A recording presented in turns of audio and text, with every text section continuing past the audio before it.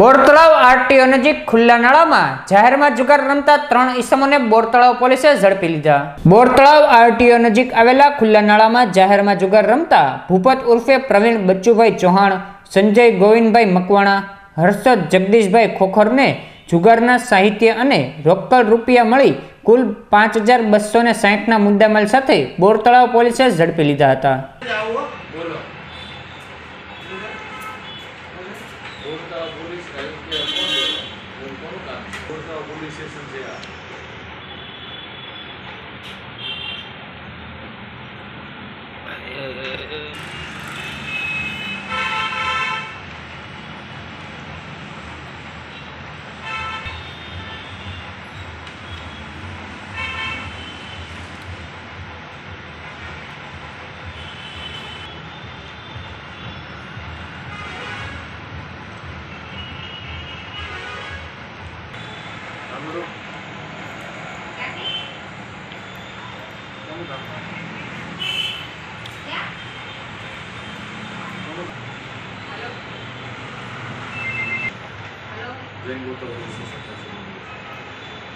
ક્યાંથી વાત કરો?